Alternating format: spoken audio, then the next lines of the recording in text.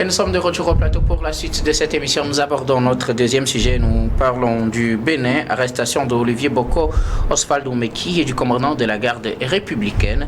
Les agents de la brigade criminelle ont arrêté dans la nuit du lundi au mardi 24 septembre l'homme d'affaires Olivier Boko, ou du moins des agents qui se sont présentés comme tels. Elles l'ont arrêté. Il est un proche du président Patrice Talon. Selon plusieurs de ses proches, ce monsieur avait été arrêté dans une situation un peu compliquée. On y reviendra avec nos invités. Mais au-delà de Olivier Boko, d'autres personnalités également ont été arrêtées. Oswald Oumeki, l'ancien ministre des Sports, et également le commandant de la garde républicaine sont également détenus par la police. On attend beaucoup plus d'informations officielles du côté du Bénin. Mais à la sortie du Conseil des ministres de ce mercredi, le porte-parole du gouvernement béninois s'est prononcé sur l'affaire, même sans donner trop de détails. M. Léon Ngwedji a invité à ce que la justice plutôt apporte des éclaircissements sur cette affaire et les conditions d'arrestation. Si elles ne sont pas bonnes, les plaignants donc doivent saisir la justice. Nous en parlons avec nos invités. Je commence par vous, Sami Rousama. Nous assistons à une nouvelle arrestation au Bénin des personnalités. Pour ce qui concerne Oswald Oumeki, l'ancien ministre, il avait appelé à ce que l'on porte le choix sur Olivier Boko en tant que candidat à la prochaine présidentielle. Entre-temps, il a été débarqué du gouvernement. À la suite de cette déclaration, on suppose déjà, du moins selon certains commentaires, ce serait dû peut-être à des velléités de candidature pour la prochaine présidentielle que ces hommes auraient été arrêtés. Mais on s'interroge aussi, c'est pour les candidatures, pourquoi arrêter aussi le commandant de la garde républicaine? Y aurait-il autre affaire qu'on ne maîtrise pas pour le moment? L'on s'interroge, quelle réflexion cela vous suscite?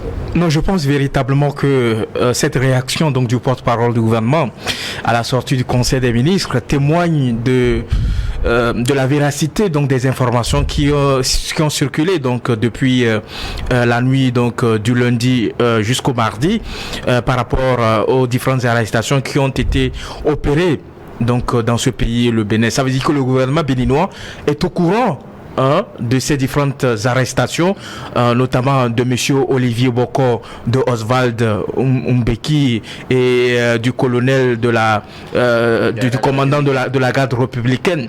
Sauf que le porte-parole du gouvernement s'abstient de donner les détails véritablement. Je pense que la justice puisse apporter des éléments de réponse. Vous pensez véritablement que la brigade criminelle va procéder à des arrestations comme ça, sans que le gouvernement ne soit informé des faits qui sont reprochés à ces individus?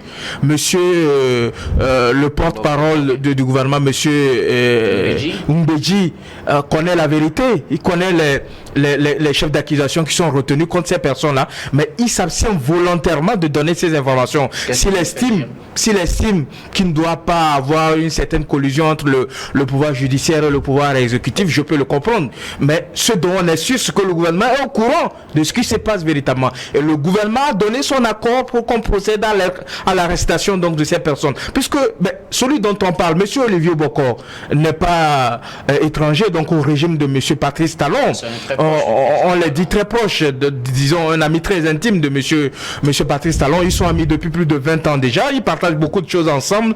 Et vous savez que depuis qu'il a commencé par exprimer sa volonté de pouvoir briguer la magistrature suprême donc du pays en 2026, les relations entre l'actuel locataire donc de la Marina ont commencé par se dégrader véritablement. Ce n'est plus comme avant, même si il rit. Je pense que M. Patrice Talon ne rit pas en profondeur.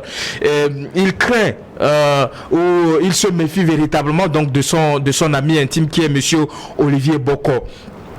Les avocats donc de M. Oswald Oumeki et Oumeki ont dénoncé un certain nombre d'irrégularités. Et tout ce que le porte-parole du gouvernement a trouvé à dire, c'est que s'ils estiment qu'il y a des incidents liés à la procédure, ils n'ont qu'à aller se plaindre à la justice, ils n'ont qu'à aller plaider à la justice. Mais je trouve que ce n'est pas bon pour un État de droit. Ce n'est pas bon pour un État qui se dit démocratique. Lorsque vous avez des greffes par rapport à un certain nombre de citoyens, lorsque vous reprochez à des citoyens quelque chose, je pense que le code pénal, il est clair. Il est clair là-dessus. Vous devez procéder à l'interpellation de ces individus-là. vous procédez à leur interpellation. S'ils ne se présentent pas, je pense que l'officier de police judiciaire a ce pouvoir, a cette prérogative-là, donc de saisir le procureur de la République qui à son tour peut prononcer, selon qu'on se retrouve dans telle ou telle situation, un mandat de comparution, un mandat d'amener ou un mandat de dépôt. Et je pense véritablement que la procédure, elle est illégale. Et comme on le dit en justice, lorsque la forme n'est pas revenue, il est inconcevable qu'on aille au fond du dossier. Lorsque vous ne respectez pas la forme, lorsque les conditions d'interpellation, ou je dirais, est-ce qu'il s'agissait même d'interpellation, il s'agit de l'enlèvement véritablement. Et lorsque vous pénétrez dans un domicile privé d'un individu à 2h du matin, vous cherchez quoi à 2h du matin? Il va finir une somme d'argent. Quelle somme? Mais effectivement, lorsque vous rentrez véritablement, vous vous dirigez directement au niveau de la voiture, une des voitures qui est garée. Vous ouvrez, vous prenez ce que vous êtes venu chercher et vous rebroussez chemin. C'est-à-dire que vous n'avez pas procédé à la perquisition entière du domicile donc du concerné. Pour ces détails, je pense qu'on va attendre la version de la justice. Et donc, pour le moment, on n'a que la version des non, je pense qu'il est important qu'on dénonce les irrégularités qui ont été constatées lors de l'enlèvement et de l'arrestation donc de ces individus. C'est important dans un état de droit qu'on dise au gouvernement béninois que la manière dont ils ont procédé pour interpeller, même s'ils ont des greffes, même s'ils ont des accusations qui sont portées contre ces personnes-là, la manière dont ils ont procédé n'est pas une bonne chose. Parce qu'on dit qu'en réalité, aucune perquisition ne peut être faite au-delà de 21 heures selon le code pénal béninois.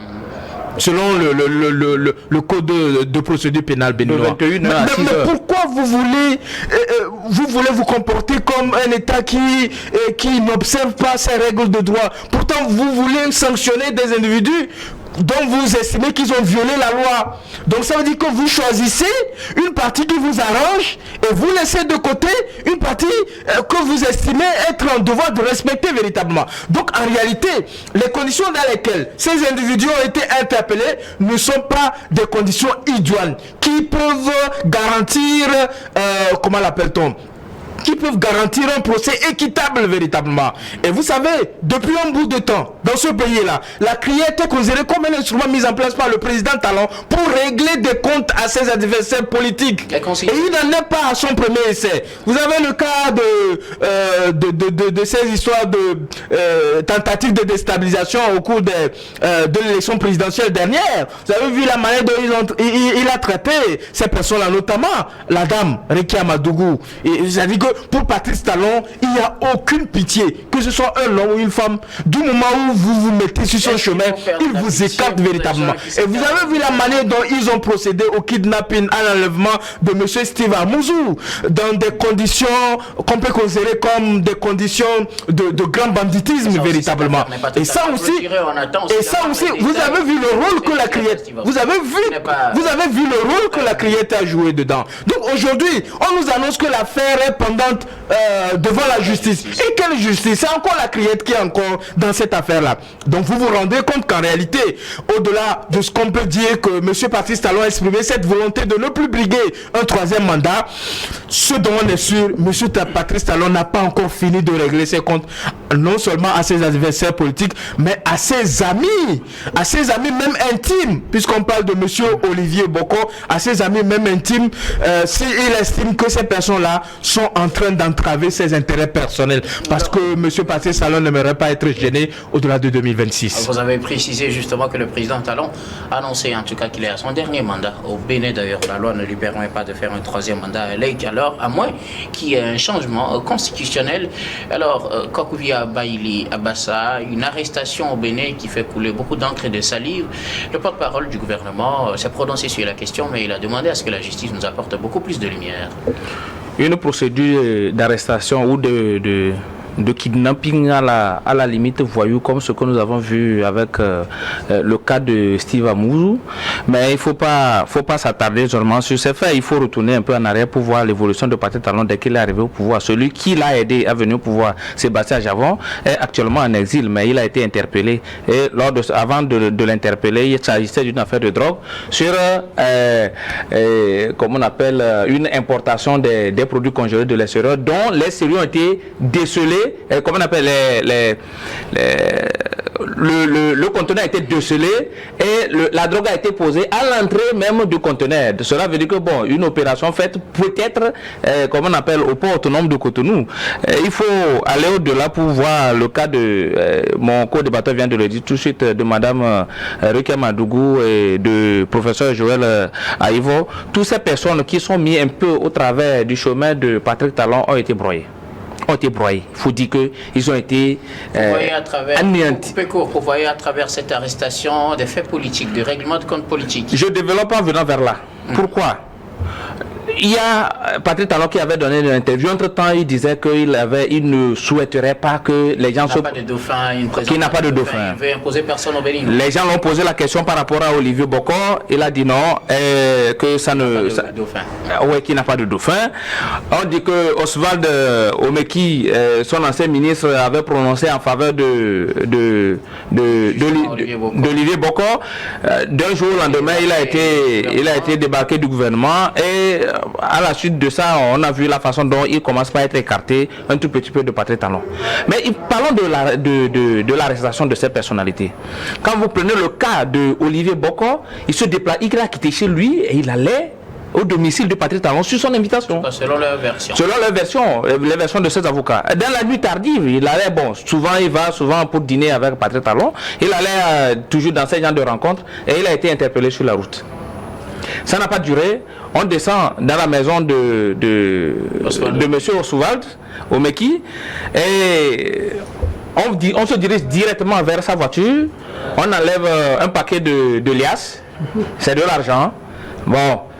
Quelqu'un aurait donné de l'argent à Is pour qu'un coup d'État soit perpétré. Il y a le colonel commandant de la garde républicaine. Oui, Dieudonné Touvoudien, qui était dans la maison de monsieur Oswald, le ministre Oswald en ce moment. Et on reproche à ces derniers, notamment à M. Omeki, qui veut, comme on appelle, porter atteinte à la sûreté de l'État de l'État béninois. Cela veut dire qu'il y a quelque chose qui se ficelle. On peut voir quelque chose clair tout de suite. Un coup d'État a été financé par quelqu'un pour que ça soit perpétré par une autre personne. Les trois personnes ont été arrêtées. Justement, alors, si on prend la version selon laquelle la version développée plutôt par Samir, selon laquelle ce serait une atteinte à leur liberté parce qu'ils auraient des ambitions politiques, oui. On se pose la question que vient chercher le commandant de la garde républicaine. La piste d'une tentative de déstabilisation du Bénin ne serait pas plutôt la plus plausible quand on sait qu'il y a un militaire ou un chef de la garde républicaine qui se retrouve aussi parmi les personnes interpellées. Oui. On aurait pu plutôt pencher beaucoup plus, en toute honnêteté, pour cette piste-là, qui peut-être quelque chose se préparait contre le président Talon. Ceux qui se mettent sur le chemin de Patrick Talon sont toujours broyés. Je viens de le dire tout de suite. C'est tout à fait normal que quelqu'un qui présente un coup contre le président soit arrêté. Ah voilà, je ne trouve pas un problème, sauf la procédure de l'arrestation et les perquisitions. Mais on ne peut pas aller faire la perquisition dans la maison d'une personne entre 21h et, comme on appelle, à 6h du matin. C'est interdit dans les procédures. Sans avoir un mandat de la justice. Il faut aussi rappeler que Oswald et le colonel de la garde républicaine sont amis depuis. Bien sûr. Voilà tout ce que je suis en train de tisser, de voir comme ficelle qui a été tissée derrière ces trois personnalités. Patrick Talon a dit, Patrice Talon a dit, monsieur Olivier Bokor ne peut pas se présenter pour les élections prochaines.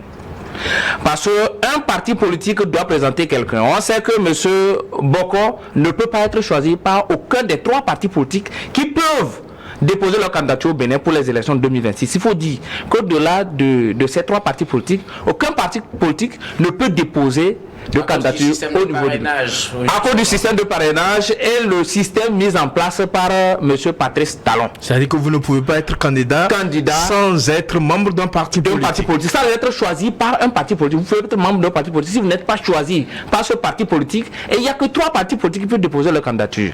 M.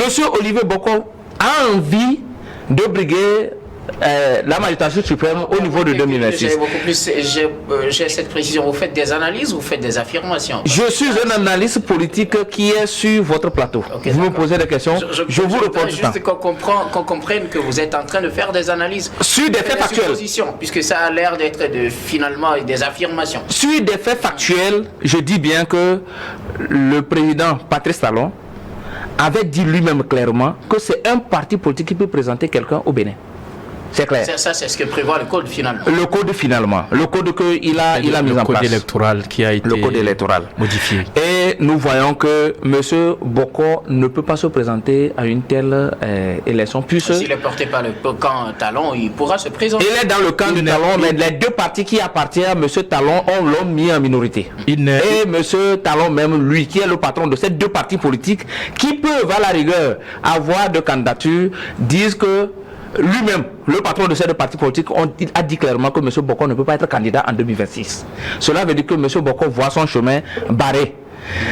On le retrouve aujourd'hui arrêté avec le commandant de la garde républicaine, c'est-à-dire que celui qui est l'homme qui devait protéger normalement Patrice Talon en chef, celui qui connaît l'antichambre de Patrice Talon, et un autre ami de Patrice Talon qui a été débarqué du gouvernement parce qu'il a dit que M. Boko peut être candidat en 2026. Ce qui est clair, si on ne les accuse pas tous les 3 de tentatives de déstabilisation du Bénin, c'est que ça serait quelque chose quand même pour essayer de changer à la tête de l'État du Bénin, comme on appelle Patrice Talon, avant 2026. Ce qui est sûr, c'est ce qu'on va leur reprocher. C'est ce qu'on va leur reprocher ou bien on pensait c'est ce qu'ils auraient fait? Ce qui est sûr, c'est ce qu'on peut leur reprocher. Ce qui est fait, je ne sais pas. Si on nous présente les preuves réelles, les choses qui corroborent comme on appelle cet argumentaire qu'on va nous présenter bientôt. Puis il faut dire que M. Adrien Houbegui, qui est le porte-parole du gouvernement, a été très prudent, ne voulant pas rentrer dans les détails de ce dossier. Il dit attends la réaction, justement que la justice se prononce. En tant que porte-parole du gouvernement, effectivement, il veut quand même se mettre, comme on appelle, à l'écart de ce qu'est le pouvoir judiciaire. Et c'est tout à fait normal. Lui aussi, il attend la sortie du pouvoir judiciaire pour essayer de nous éclairer sur cette situation. Mais déjà 2 personnes ont été écoutées, même si on ne sait pas encore là où M. Boko a été gardé jusqu'alors, d'après ses avocats. Les avocats de l'ancien ministre de Sport et ceux qui assistent le commandant républicain ont dit clairement qu'il est reproché à leurs clients l'atteinte à la sûreté de l'État. Donc, c'est clair, il y a un coup d'État qui se prépare quelque part, ou bien il y a quelque chose qui se prépare et ça a été arrêté très rapidement. C'est ce qu'on va nous présenter d'ici peu. Nous y reviendrons tout à l'heure, mais bien avant, affirme Teko, des arrestations au Bénin, arrestations qui font couler, comme je le disais, beaucoup d'encre et de salive. Le porte-parole du gouvernement à la sortie du Conseil des ministres s'est prononcé sur la question, mais il n'est pas allé trop dans les détails. Il attend aussi que la justice béninoise situe l'opinion nationale et internationale. Vous savez, tout pouvoir est dictateur. Même les pouvoirs occidentaux. Tout pouvoir. Ça, c'est ce que vous oui, c'est ce pensez. C'est ce que vous pensez, bien sûr. Tout pouvoir est dictateur. Au sein du pouvoir. Ça dépend aussi de ce que vous mettez dans le dictateur. Oui. Au sein du pouvoir, il n'y a pas de démocratie. Ce que Talon est en train de faire, c'est ce qu'on a fait avec. Hollande a fait avec Sarkozy. Lorsqu'il était au pouvoir. Ce qu'on reproche à Talon, c'est ce que Biden a fait avec Donald Trump. Talon n'a rien inventé. Lorsqu'on arrive au pouvoir, la première chose qu'on cherche à faire, c'est quoi? C'est de chercher à éliminer tous les adversaires susceptibles de vous succéder un jour. Et c'est ce qu'on cherche à faire. C'est ce que Talon est en train de faire. Quand Talon est arrivé au pouvoir, la première chose qu'il a eu à faire, c'est de se dire, mais il faut que j'arrive à trouver des moyens, des mécanismes pour bien conserver mon pouvoir. Alors, autant je conserve mon pouvoir, autant je fais tout pour éliminer tous les potentiels adversaires susceptibles de me succéder un jour. Et il a commencé avec Sébastien Javon, après les Ricky Madougou sont passés par là, après les joueurs ils vont sont passés par là. Ça c'est la première chose. C'est ce que Hollande a fait. Hollande, quand il était au pouvoir, il avait comme secrétaire général de l'Élysée, c'était Jean-Pierre Jouet. François Fillon qui était opposant, qui était du parti de Sarkozy, et allait voir l'ami de Hollande, son secrétaire général, pour lui dire mais vous devez nous aider à trouver les archives de l'Élysée pour qu'on puisse gêner Sarkozy à la justice. C'est des choses qui sont là. Et Hollande, en tant que président, il n'avait pas droit d'aller fouiller dans les archives de l'Élysée sans avoir autorisation de la justice. Il allait fouiller les archives de l'Élysée illégalement. La France est la 5e puissance du monde, une des grandes démocraties au monde.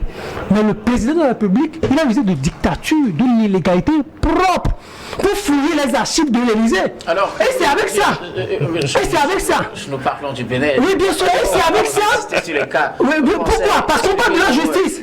On parle de la justice. C'est avec ça qu'ils ont demandé à la justice de poursuivre Sarkozy. Et on a instrumentalisé la justice pour poursuivre Sarkozy. Je quitte là. Je vais même au niveau de Sarkozy. Lorsqu'il a été président. Alors, revenez au cas Bénin. Oui, bien sûr. Il a utilisé encore. C'est pour la fin de la justice. Comme Léandre Ngoubedi, c'est ça, non? Léandre Ngoubedi. Le porte-parole du gouvernement. Le porte-parole, il a parlé de la justice. Mais attendez, dans cette situation, la justice est toujours instrumentalisée. La justice est toujours instrumentalisée. Sarkozy, il a manipulé la justice dans l'affaire Clestine. Pour qu'on dégomme Dominique de Villepin, vous vous rappelez, c'est Dominique de Villepin qui l'avait aidé Sarkozy et Chirac à se réconcilier. Mais lorsque Sarkozy est arrivé au pouvoir, il a vu que le potentiel adversaire, celui-là qui pourrait me succéder un jour, c'est Dominique de Villepin. Mais il instrumentalise la justice et il dit, mais faites tout il faut pour le coller à la justice, première instance du tribunal de Paris. Et Dominique de Villepin dit, moi je sais, ceux-là qui sont derrière la justice. Aujourd'hui, la France n'est plus la démocratie, mais la justice est instrumentalisée. La justice est instrumentalisée par le politique. Au niveau du Bénin, ce qui se passe, c'est que, premièrement, Patrice Talon, il a dégommé, et il essaie de dégommer tous ceux-là qui pourraient lui succéder. Et la deuxième chose, il y a des choses que les chefs d'État n'acceptent pas lorsqu'ils sont au pouvoir. Et quand vous êtes dans leur entourage, et vous leur montrez que c'est vous qui pourrez les succéder, ils n'acceptent pas ça. Ça les embête. Vous savez, le fils adoptif de Jacques Chirac, c'était Nicolas Sarkozy.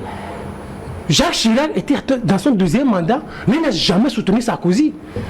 Il n'a jamais soutenu Sarkozy. Or, la droite disait, Sarkozy pourrait nous aider à gagner en 2012, en 2007. Mais Chirac ne l'a jamais soutenu.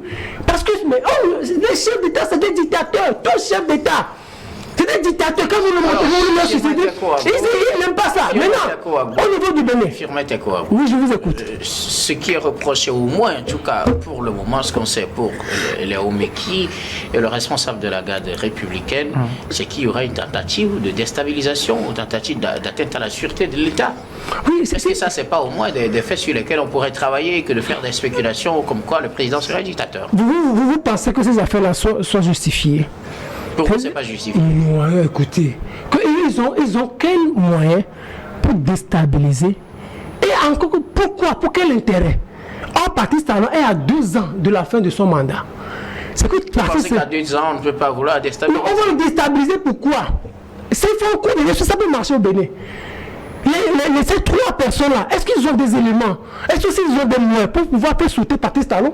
C'est la première chose que cette affaire de coup d'État, c'est juste un montage pour pouvoir appuyer cette arrestation. C'est la même chose. C'est ce qui s'est passé en France, c'est ce qui se passe aux États-Unis avec Donald Trump et Biden. On a manipulé la justice pour dégommer Donald Trump, c'est tout. Et ici aussi, on manipule la justice pour dire c'est affaire coup d'État. Donc, ceux-là, ils veulent me faire un coup d'État. Et c'est pas réussi. Mais ce que Patrice Talon ne veut pas, c'est comme il leur interdit, mais ces histoires d'avoir l'intention de briguer le mandat présidentiel, c'est ça au fait qui embête Patrice Talon. Quand les chefs d'État ils font comment? Ils disent à leur entourage, je ne veux pas que toi tu te présentes. Et lorsque du jour au lendemain tu cherches à faire le contraire, ils montent des affaires de toutes pièces pour dire que vous voulez les déstabiliser. Et on va trouver des moyens pour vous coffrer. Et puis la troisième chose, vous savez, on parle de qui? Olivier Bokor, qui est un homme d'affaires. Patrice Talon, un homme d'affaires. Ces deux-là se connaissent dans des magouilles. Patrice ne peut jamais accepter que Olivier Bokor lui succède un jour. Parce que du jour au lendemain, il va trouver des moyens pour le coffrer. Pour ne pas l'aider à passer une retraite paisible. Il connaît ses dessous. Il connaît, Olivier Boko connaît les casseroles de Patrice Talon. Il ne peut pas accepter parce que c'est des amis qui se fréquentent, qui se connaissent dans les affaires. Et il ne peut jamais accepter. Et du moment où Oswald Omeki et la garde républicaine, le gars de la garde républicaine veut s'insérer dans cette affaire, il veut dire non, moi je vais vous écraser. Parce que le problème en réalité, ce n'est pas Oswald Omeki. Le problème en réalité, ce n'est pas le gars de la garde républicaine. Le problème, c'est Olivier Boko. C'est lui, le potentiel successeur de Patrice Talon. Il ne veut pas. Et puis la troisième chose, pour conclure. Quatrième. Pourquoi finalement, quand quelqu'un a des problèmes, on dit qu'il est potentiel successeur de Patrice Talon? On avait dit ça de Joël Aïvo, de Ricky Amadougou, de tous ceux qui ont eu des problèmes avec Patrice Talon. Donc lui, tous ceux qui ont des problèmes avec lui sont des potentiels successeurs. Oui, c'est ça les chefs d'État. C'est quand vous arrivez au pouvoir. Est-ce que c'est pas exagéré aussi? Non, quand vous arrivez au pouvoir, le jour où vous arriverez au pouvoir, vous comprendrez. Je vous le souhaite. On dirait que M. Fumet est déjà passé par le pouvoir. Parce qu'on a dit la même chose de l'autre Sébastien Javon, on a dit la même chose de tous les autres qui ont eu des problèmes avec Patrice Talon. Finalement, ça devient comme une chanson qu'on sort à tout bout de champ que quelqu'un a des problèmes avec la justice. Mais c'est comme ça en fait. Vous savez, il y a des affaires. C'est que tout le monde est mouillé. Et que du moment où vous êtes tous mouillés et que vous avez peut-être l'intention de succéder au gars en jour, il va fouiller dans vos dossiers pour dire qu'en réalité vous avez tel problème. Alors que ce n'est pas ça le problème. Le problème n'est pas votre délit. Le problème, là où vous avez péché, c'est parce que vous voulez être aussi président comme lui. C'est ça. Et puis la quatrième chose, cette histoire de Dauphinat ne marche plus. Les chefs d'État qui ont essayé cette histoire de Dauphinat sont en train de regretter. Il y a Kabila qui regrette avec Tshisekedi. Il y a l'Angolais qui a regretté avec Dos Santos. Il y a le Mauritanien. Il y a le Mauritanien qui a regretté. Et Patrice Talon ne veut pas rentrer dans cette dynamique-là parce qu'il sait que ses positions le dauphin pourrait lui causer des ennuis du jour au lendemain. Celui-là qui va se dire Patrice Talon, en tout cas, s'il veut quitter véritablement en 2026, c'est lui-même qui le connaît. Il le sait. Il sait qui va lui succéder en 2026. Merci beaucoup. Vous voulez ajouter quelque chose? Oui. Moi, je voudrais ajouter quelque chose parce que ce qui se passe, c'est-à-dire que Patrice Talon, c'est quelqu'un qui est très calme. Il prend le temps avant d'agir. Vous vous imaginez, avec tout le bruit qui a couru derrière, avec les mouvements qui ont été mis en place, avec les associations qui ont été mises en place pour porter le nom de M. Olivier Boko comme le potentiel dauphin de M. Patrice Talon au-delà de 2026, les relations ont toujours continué, même si beaucoup d'analystes disent que les relations ont dégradé, mais ils ont toujours maintenu ce contact-là. Mais Monsieur Patrice Talon fait cela pour pouvoir vous suivre, pour voir vos intentions. Et du moment où il se rend compte que l'ambition que vous avez, malgré les mesures de dissuasion qu'il a dû mettre en place, vous continuez par nourrir cette ambition, il trouvera un moyen pour vous détruire. Comme il l'a dit, il va vous dégommer au moment où vous vous attendez le moins. Alors l'autre problème que nous avons... Est-ce plutôt les autres qui cherchent à le détruire ou plutôt lui qui cherche à détruire les autres? C'est Monsieur Patrice Talon qui... C'est Monsieur Patrice Talon qui veut protéger 100% sa vie après la présidence de la République. C'est Monsieur Patrice Talon qui veut protéger ses intérêts. Et l'autre problème que nous avons, parce qu'en réalité, qu'est-ce qui fait que le problème de dauphinage, le problème de je propose celui-là, je propose cela, c'est parce qu'en Afrique, les partis politiques appartiennent à des personnes. Vous avez un président de la République qui est fort. Le parti ne jure que par son nom. Monsieur Patrice Talon, il est tellement omniprésent, il est fort que les partis politiques, c'est l'incarnation de Patrice Talon. Ce n'est pas comme aux États-Unis. Vous avez quoi? Les démocrates, vous avez les républicains, où le champ est ouvert, où tout le monde peut aspirer à être candidat. Patrice Talon a même deux partis politiques. Quand vous avez ces deux partis politiques qui sont derrière lui. Et quand vous avez des situations... On va clôturer. Et quand vous avez des situations comme ça, où vous avez des présidents forts, c'est eux qui ont le dernier mot, c'est eux qui décident si vous devez être Premier ministre, si vous devez être président de l'Assemblée nationale, si vous devez vous présenter après lui, parce que si vous tenez tête à ce qu'il a décidé comme décision, vous allez en payer le prix. Et il est prêt à utiliser tous les moyens de l'État pour vous détruire. Et c'est ce que M. Patrice Talon essaie de faire à M. Olivier Bokor. Une minute. Patrice Talon est venu au pouvoir sans parti politique. Il a créé 2 partis politiques avant de faire son 2e mandat, sans parti politique d'ailleurs.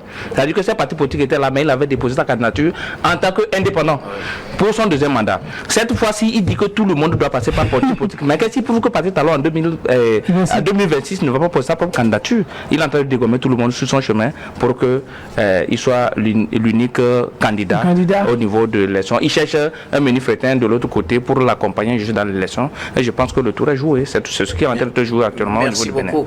En tout cas, les mois ou les semaines à venir, nous situerons plus sur cette affaire. Merci en tout cas à vous pour vos contributions. Nous allons marquer la pause pour le journal, puis on reviendra tout à l'heure pour la suite de cette émission.